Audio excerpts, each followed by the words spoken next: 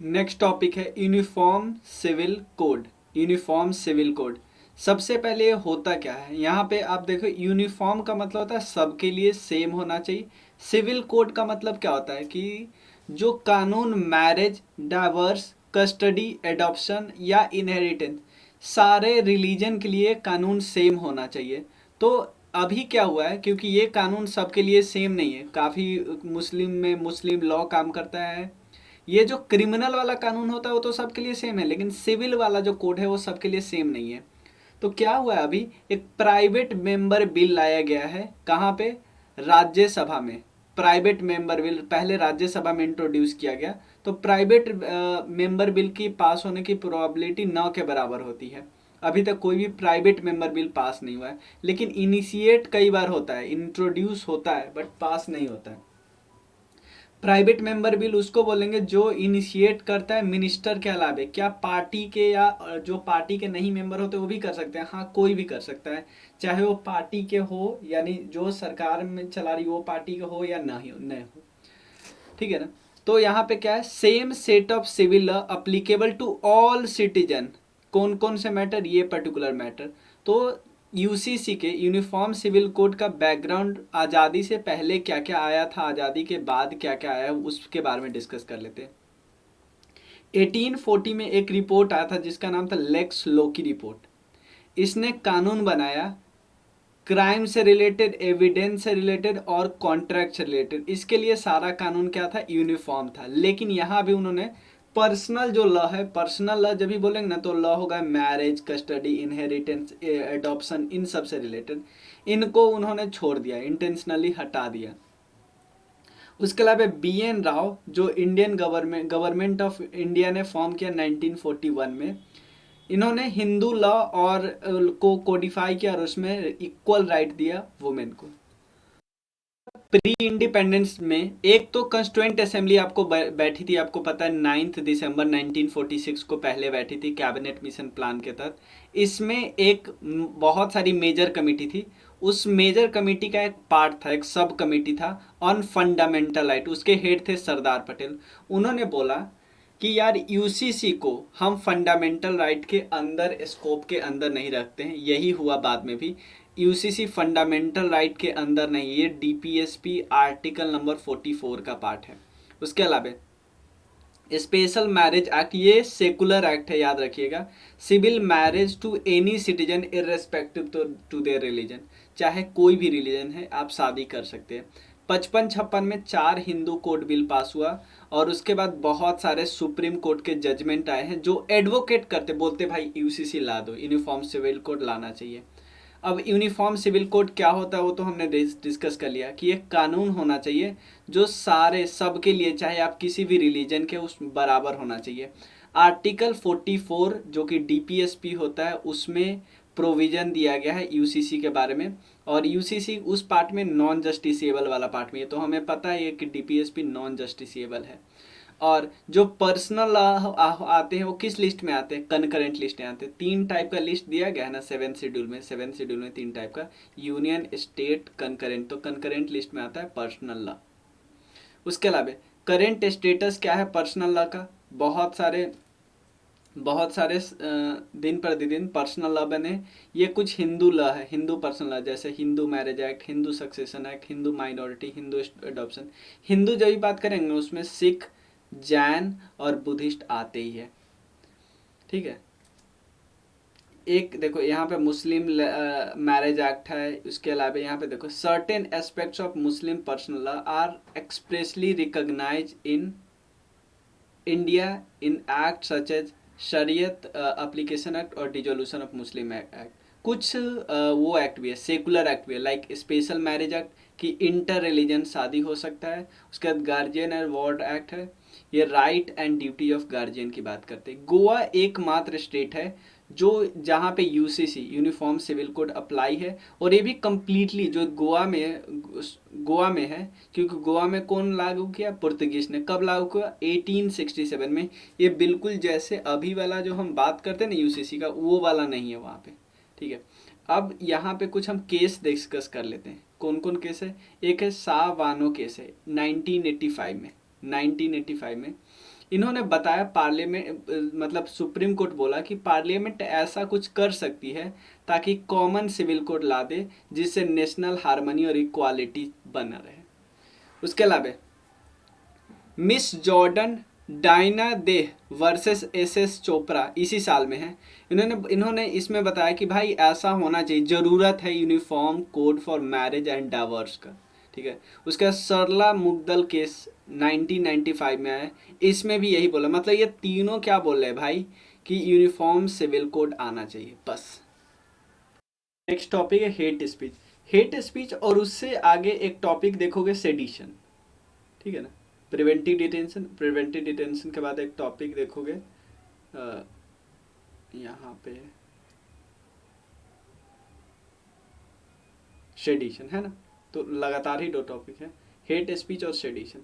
अब देखो ये दोनों, हेट स्पीच और सेडिशन का मतलब तो है राजद्रोह या विद्रोह जो भी कर रहे हो आप। आपको नहीं लग रहा दोनों ये ऑलमोस्ट सेम है? मतलब ऑलमोस्ट सेम है, लेकिन एक मेजर डिफरेंस है। मेजर डिफरेंस क्या है? दोनों स्टेट को अफेक्ट करते हैं, स्टेट को अफेक्ट करते हैं। ठीक है ना। स्टेट को अफेक्ट कैसे करते हैं? सेडिशन डायरेक्टली स्टेट को अफेक्ट करते हैं डायरेक्टली, लेकिन हेट स्पीच क्या करते हैं? इनडायरेक्टली अफेक्ट करते हैं। मान लो आपने कुछ बोल दिया और वो ऐसा स्टेट के खिलाफ चला गया, यानी शांति आपने भंग कर दिया। ये सेडिशन आप डायरेक्टली, मतलब सरकार के किसी कानून के बारे में ऐसे बोल लो जैसे आप भगदड़ मचाना चाह रहे हो। ठीक है ना। कुछ भी ऐसा बोल रहे हो जिससे लोग एकदम गुस्सा हो जा रहे हैं, पीपल में बहुत ज़्यादा गुस्सा आ रहा है और सरकार के खिलाफ चल जा रहा है, ये होगा सेडिशन। हेट स्पीच उतना ज़्यादा, मतलब ये जितना ज़्यादा भयंकर वाला उतना नहीं है। लेकिन एनसीआरबी ने, नेशनल क्राइम रिकॉर्ड ब्यूरो ने बोला कि 500% राइज हुआ है हेट स्पीच में पिछले 7 सालों में। हेट स्पीच डिफाइन नहीं है। ठीक है ना। उसके अलावा और हेट स्पीच क्या होता है? इसमें लोगों के अंदर आप गुस्सा दिलाते हो, primarily against a group of a person. मतलब कुछ गुस्सा दिलाते हो, मान लो इन लोगों को आप गुस्सा दिलाओ इनके खिलाफ में। ठीक है ना। आप ऐसे लोग रिलीजन के को भी पकड़ के कर सकते हैं। तो हेट स्पीच कैसे होता है? मतलब किसी एक्सप्रेशन के थ्रू, इमेज के थ्रू, कार्टून के थ्रू, मीम्स के थ्रू, ऑब्जेक्ट, जेस्चर, किसी भी चीज़ें ऑफलाइन या ऑनलाइन कुछ भी करके एक ग्रुप को आप भड़काते हो दूसरे ग्रुप के खिलाफ में। ठीक है। अब चलिए कुछ लेजिस्लेशन है around hate speech. Hate speech के खिलाफ कुछ लेजिस्लेशन है। पहले कॉन्स्टिट्यूशनल प्रोविजन क्या है? Article 19 sub clause 2। देखो आर्टिकल 19 क्या है? Right to freedom of speech and expression. उसके अंदर बहुत चीज़ है, लेकिन 19(2) क्या करता है? रीजनेबल रिस्ट्रिक्शन लगाता है कि भाई आपके freedom of speech and expression तो है, बट उसको रोकना है। किस किस केस में रोकना है? Public order, decency and morality, इन चीज़ों के, इन सब केस में मतलब कि आपका फ्रीडम ऑफ स्पीच को रोका जाएगा। तो पहले हमने आर्टिकल 19 देखा, फ्रीडम ऑफ स्पीच है आर्टिकल 19, उसमें एक रिस्ट्रिक्शन है। उसके अलावा कुछ सेक्शन है आईपीसी जो कि 1860 में है, कुछ सेक्शन है लाइक 153A, 153B, 298, ये सब क्या करता है? डील विद स्पीच और वर्ड्स, ऐसे स्पीच और ऐसे शब्द जो आउटरेज क्रिएट करेंगे रिलीजियस बिलीफ के खिलाफ में, और इससे नेशनल इंटीग्रेशन को खतरा पहुंचेगा। उसके अलावा रोपा के अंदर 2 है, एक है सेक्शन 8। ठीक है ना। सेक्शन 8, भाई कोई आदमी इलेक्शन लड़ रहा है और अपने freedom of speech and expression का बोल के इलेजिटिमेट यूज कर रहा है, ये भी किसके अंदर आएगा? हेट स्पीच के अंदर आएगा, कुछ भी कर रहा है। उसके अलावा आर्टिकल सेक्शन 133 123(3)(a) और सेक्शन 125, ये क्या करता है कि भाई आप एनिमिटी, मतलब आप कुछ आप स्पीच एंड एक्सप्रेशन का बोल के एनिमिटी फैलाते हो, किस ग्राउंड पे? Race, religion, caste, community and language पे। ठीक है ना। और ये एक करप्ट इलेक्टोरल प्रैक्टिस है और इसको प्रोहिबिट करना चाहिए। सेक्शन 7 क्या करता है? पिनलाइज कर सकता है इंसाइटमेंट और इनकरेजमेंट ऑफ अनटचेबिलिटी जैसे वर्ड को। मतलब आप कुछ भी करते हो इससे अनटचेबिलिटी फैलाते हो, ये प्रोटेक्शन ऑफ सिविल राइट के अंदर आता है। तो ये हमारा कौन सा था? हेट स्पीच था। अब नेक्स्ट है सेडिशन। सेडिशन आप डायरेक्टली राजद्रोह कर रहे हो, कुछ भी आप ऐसा बोल रहे हो, डायरेक्टली बोल रहे हो जिससे सरकार को, यहाँ पे क्या है? डिससेटिस्फेक्शन टुवर्ड्स द गवर्नमेंट, मतलब गवर्नमेंट कोई काम कर रही हो, आप दूसरे कम्युनिटी को ऐसा बोलते हो भाई गवर्नमेंट तो इस पर्टिकुलर कम्युनिटी के लिए काम करता है, तो आप सेडिशन कर रहे हो। सेडिशन कहाँ पे डिफाइंड है? आईपीसी का जो सेक्शन 124A है वहाँ पे डिफाइंड है। तो as an offence committed when an any person, कोई भी इंसान कोई वर्ड का या कोई और तरीका से हैटेड फैलाता है, यानी पूरा दुश्मनी फैलाता है या अटेम्प्ट करता है, ठीक है ना, वर्ड के मदद से कुछ बोल के, कोई विजुअल रिप्रेजेंटेशन से। और सेडिशन लॉ क्या है पता है? कॉग्निजिबल ऑफेंस है। कॉग्निजिबल ऑफेंस का मतलब कि पुलिस अरेस्ट कर सकती है बिना वारंट के, होता है ना वारंट लाया हो, बिना वारंट के अरेस्ट कर सकती है। उसके अलावा नॉन वेलेबल वारंट, देखो वेलेबल वारंट होता है ना तो पुलिस भी बेल दे सकती है और कोर्ट भी बेल दे सकती है, लेकिन नॉन वेलेबल होते हैं ना तो ये बेल सिर्फ बाई थ्रू एक कोर्ट ऑफ लॉ के द्वारा ही दिया जा सकता है, कोर्ट ऑफ लॉ के द्वारा ही दिया जा सकता है। और एक और क्या है? Non compoundable offence. बहुत ऐसा केस हो सकता है, मान लो मैं और आप दोनों झगड़ा कर लिए, आपने मैं केस कर दिया, लेकिन बाद में क्योंकि ये बहुत नॉर्मल है, ये कॉम्प्रोमाइज हो सकता है। लेकिन कुछ ऐसे इशू होते हैं जिस पे कॉम्प्रोमाइज हो ही नहीं सकता, क्योंकि वो बिल्कुल सोसाइटी के खिलाफ है। मर्डर, रेप, सेडिशन, ये सब क्योंकि पूरा सोसाइटी के खिलाफ है, तो इसमें तो कॉम्प्रोमाइज का सॉल्यूशन ही नहीं उठता। तो ये नॉन कंपाउंडेबल ऑफेंस है, मतलब इस पे कॉम्प्रोमाइज जैसा कोई शब्द ही नहीं होगा, ठीक है ना। कोई व्यक्ति अगर सेडिशन के चार्ज में फंसता है तो उसको गवर्नमेंट जॉब से बैरेट हटाया जा सकता है, नहीं गवर्नमेंट जॉब वो कर सकता है, उसका पासपोर्ट छीन लिया जाएगा, ठीक है। और जब भी उसको कोर्ट बुलाएगा तब उसको जाना पड़ेगा। लॉ कमीशन ऑफ इंडिया ने रिकमेंड किया था कि आप रिपील कर दो, हटा दो इस एक्ट को, ठीक है ना, इस एक्ट को हटा दो। उसके अलावा कुछ पहले हम डिस्कस कर लेते हैं कुछ इसके सेडिशन लॉ से रिलेटेड बैकग्राउंड। पहले थॉमस मैकुले ने ड्राफ्ट किया था सेडिशन लॉ सबसे पहले, और बोला ये क्या है, पनिशेबल ऑफेंस है और लाइफ पूरे जिंदगी भर जेल में रह सकते हो, 1837 में। उसके अलावा आईपीसी जब इनेक्ट किया गया ना तो सेडिशन को हटा दिया गया था, ओमिट कर दिया गया था, लेकिन बाद में 1870 में फिर लाया गया सेडिशन का 124A, जिसको सेडिशन ये इंसर्ट किया गया आईपीसी में। याद रखें किसके द्वारा इंट्रोड्यूस किया गया? सर जेम्स स्टीफन के द्वारा, सर जेम्स स्टीफन के द्वारा। पहला केस रजिस्टर हुआ किनके खिलाफ में? जोगिंदर चंद्र बोस के खिलाफ में। ये एडिटर किसके थे? ये तो पहले याद रखते हो, बंगोवासी के एडिटर थे। एक न्यूज़पेपर है बंगोवासी था, उसके एडिटर कौन थे? जोगेंद्र चंद्र बोस। इन पे पहली बार सेडिशन चार्ज लगा था। क्यों? क्योंकि इन्होंने एक बिल, क्योंकि यही है ना कि सरकार के खिलाफ लोगों को भड़का रहे हो, तो सरकार उस समय कौन थी? ब्रिटिशर्स। तो ब्रिटिशर्स का एक बिल था एज ऑफ कंसेंट बिल, इस बिल के खिलाफ उन्होंने बोला था, क्रिटिसाइज किया था, तो इसलिए इनको सेडिशन चार्ज लगा था। उसके अलावा बाल Gangadhar Tilak, Annie Besant, Ali brothers, इन सब पे लगा है और सबको इम्प्रिजनमेंट किया गया है। इंडियन लीडर ने एग्री हो गया कि वो ड्रॉप कर लेंगे सेडिशन को इंडियन कॉन्स्टिट्यूशन से, ठीक है ना। अब यहाँ पे क्या है, 1949 में सेडिशन इंडियन कॉन्स्टिट्यूशन का पार्ट नहीं था, लेकिन सेक्शन 124A आईपीसी में था, ठीक है ना, सेक्शन 124A आईपीसी में था। उसके बाद 1951 में क्या हुआ, Nehru government bring in first amendment act article 19(1)A and under article 19(1)A and puts the reasonable restriction, free speech पे क्या है, रीजनेबल रिस्ट्रिक्शन ला दिया। केदारनाथ वर्डिक्ट में क्या हुआ, कॉन्स्टिट्यूशनल बेंच ने अपहेल्ड कर दिया कि सेडिशन लॉ होना चाहिए, ठीक है ना। उसके अलावा इंदिरा गवर्नमेंट ने 124A को कॉग्निजिबल ऑफेंस बना लिया, और मैंने बता दिया कॉग्निजिबल ऑफेंस क्या होता है, ठीक है। अब एक Kedarnath versus state of Bihar, ये केस में क्या बोला गया कि भाई सरकार को क्रिटिसाइज करना ये कोई गलत नहीं है, सर कमेंट कर सकते, एक्शन पे बोल सकते, जब तक आपके बोलने से वायलेंस प्रोवोक नहीं होता है तब तक वो सेडिशन नहीं कहा जाएगा, ठीक है। उसके अलावा P Alvi versus state of Kerala 1982 में सुप्रीम कोर्ट ने बोला कि भाई सरकार के खिलाफ स्लोगनिंग आप बोल रहे हो, कुछ बोल रहे हो, क्रिटिसाइज कर रहे हो, जुडिशियल सेटअप का किसी चीज का क्रिटिसाइज करो, ये सेडिशन नहीं। तो सेडिशन बहुत ही रेयर केस है, बहुत ही रेयर एक्टिविटी, ये ध्यान रखिए। अब क्या है, प्रिवेंटिव डिटेंशन, भाई अरेस्ट कर लो, बिना कोई काम किया है उससे पहले ही अरेस्ट कर लो। तो सबसे पहले फंडामेंटल राइट का 2 आर्टिकल है, एक आर्टिकल 22 का सब क्लॉज 1 है, और उसके अलावा आगे 22 में ही है एक प्यूनिटिव डिटेंशन और एक है प्रिवेंटिव डिटेंशन। प्यूनिटी का भाई आपने कोई गलती कर लिया आप अरेस्ट हो जाओ। सेकंड क्या है, बिना गलती की आपको अरेस्ट, आप लगता है मतलब कि सरकार को कि आप कोई गलती करोगे तो आपको पहले ही अरेस्ट कर लेते हैं। पढ़ लेते हैं आर्टिकल 22 सब क्लॉज 1 क्या है, ठीक है ना। यहाँ पे बोल रहा है कि किसी भी आदमी को आप अरेस्ट नहीं कर सकते बिना उसके ग्राउंड ऑफ अरेस्ट बता कि भाई बताओ क्यों अरेस्ट कर रहे हो, ठीक है ना। और उसके कई सारे राइट आप छीन नहीं सकते।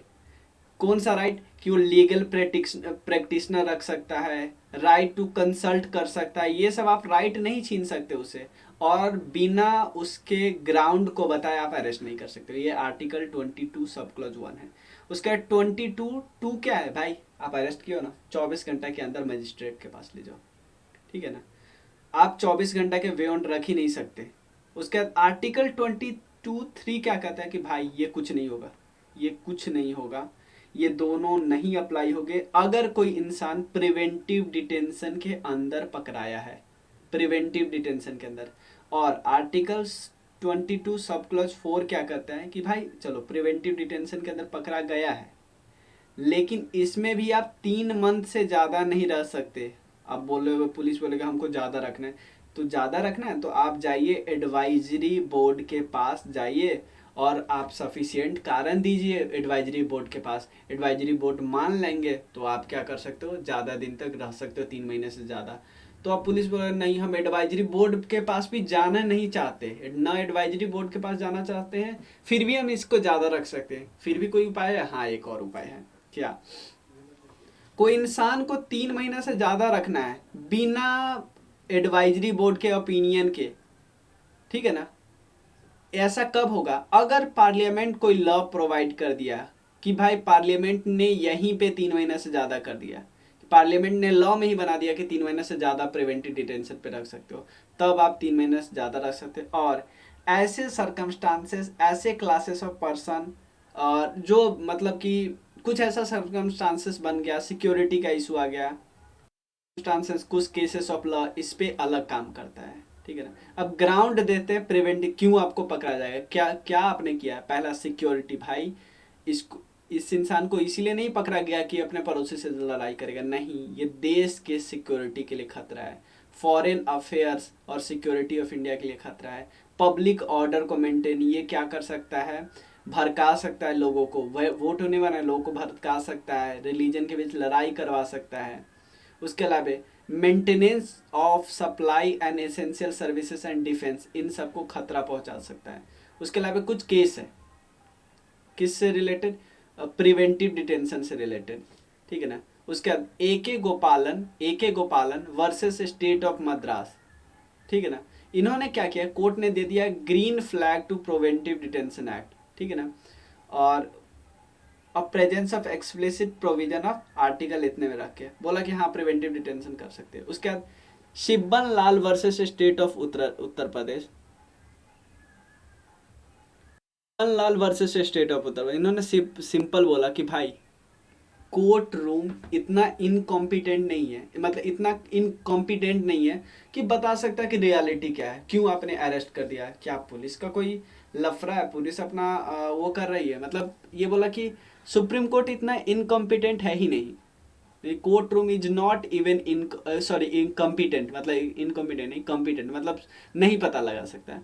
उसके Shambhunath Shankar versus state of Bangladesh, state of West Bengal, कि भाई देखो है गलत, मान लेते हैं गलत है, लेकिन कभी कभी ज़रूरत पड़ती है, मान लेते हैं कि ड्रैकोनियम है, ये ब्रिटिशर्स एरा का कानून है, फंडामेंटल राइट का ये होता है,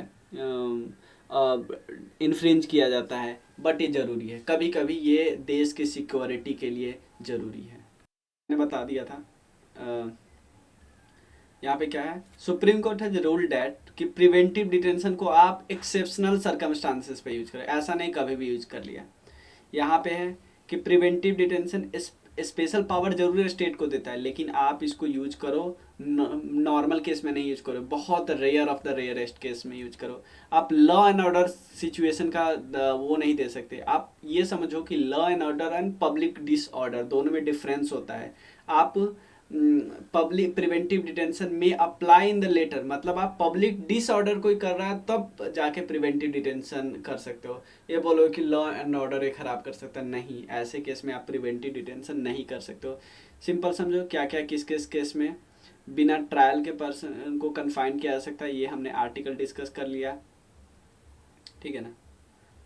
CRPC of India also provide a preventive detention under section 153A, और एक कॉग्निजिव यहाँ पे, according to section 151 of CRPC, police are empowered to make preventive arrest if they believe that they must do so prevents commission of any मतलब कोई भी cognizable offence कर सकता है, इसलिए उसको अरेस्ट कर लो। अब क्या है नेक्स्ट है अनलॉफुल एक्टिविटीज एक्ट।